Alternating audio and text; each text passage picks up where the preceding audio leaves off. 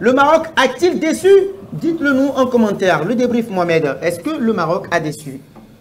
Plus ou moins, parce que déjà par rapport à leur parcours, il faut le saluer. C'est un parcours, comme je l'ai dit tantôt, héroïque. C'est un parcours quand même très remarquable. Le fait de décrocher une qualification en demi-finale de la Coupe du Monde Qatar 2022. Là, on voit que les joueurs marocains sont très furieux contre l'arbitre. Mais c'est qui s'en prend à l'arbitre? Effectivement. Maintenant, il faut dire quelque chose aussi, c'est qu'il y a eu beaucoup de changements dans cette équipe marocaine. Il y a eu, tu as cité tout à l'heure les 4 forfaits de ces défenseurs centraux. Donc, à savoir les 2 titulaires qui s'y sont forfaits. Ensuite, les 2 remplaçants qui viennent forfaits ensuite. Encore. Maintenant, dans l'organisation du jeu, on a vu depuis le match face à la France que l'équipe marocaine commençait à perdre quand même cet engouement, commencer à perdre cette solidarité défensive, commencer à perdre un peu d'organisation dans le jeu, et on l'a senti aussi face à la Croatie dès l'entame. On a vu une équipe croate qui est venue attaquer le Maroc complètement pour marquer à la 6e minute, ensuite doubler la mise en fin de première période. Ensuite, sur le plan offensif, le Maroc a été inexistant. S'il n'était pas ce but de Dari, il n'y avait pas eu d'occasion de la part des attaquants marocains. Youssef En-Nesyri a eu 2 balles de match.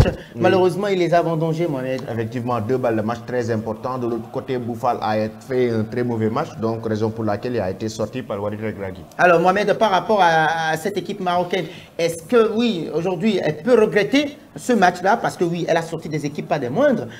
Elle a sorti quand même le Portugal et l'Espagne. Et là, c'est la France et puis la Croatie. Et la Croatie et le Maroc avaient fait match nul face à la Croatie lors de la première journée, 0 but partout.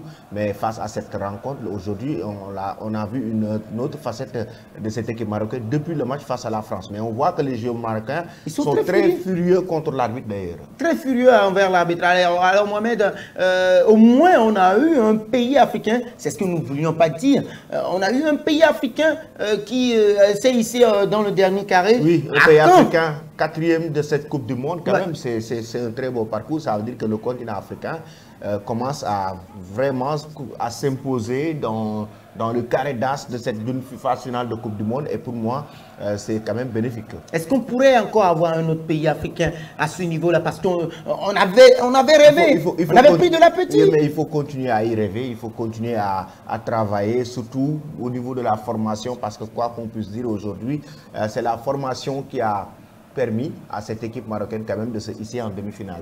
Tous les joueurs, la plupart en tout cas des joueurs qui proviennent du centre de formation de l'Académie Mohamed VI du Maroc. Donc ça veut dire que la formation, si la formation est de qualité, dans le futur, aujourd'hui on peut voir une équipe qui peut faire plaisir à son peuple. Projection sur la finale de demain, Argentine-France? Argentine-France, une finale croustillante, une rencontre très attendue par les amateurs du football, le choc entre Kylian Mbappé et Lionel Messi, très attendu entre ces 2 joueurs quand même qui font partie actuellement les meilleurs joueurs de ce tournoi, les meilleurs buteurs avec chacun 5 buts. Lionel Messi qui a déjà enregistré 2 ou 3 passes décisives, donc ce sera une très belle affiche. Alors les amis, voilà l'affiche de demain que nous vous proposons sur Afrique Sport. N'hésitez absolument pas d'activer la notification pour recevoir le direct à temps pour être avec nous. Demain, nous allons encore vivre un moment euphorique et on espère avoir des buts tout simplement. Eh bien oui, les supporters de Lionel Messi et de l'Argentine et les supporters de la France et de Kylian Mbappé. Eh bien oui, le rendez-vous est pris pour demain. Merci à vous tous, merci à l'équipe technique pour ce direct commenté. Eh bien oui, on vous donne rendez-vous demain. Bonsoir chez vous.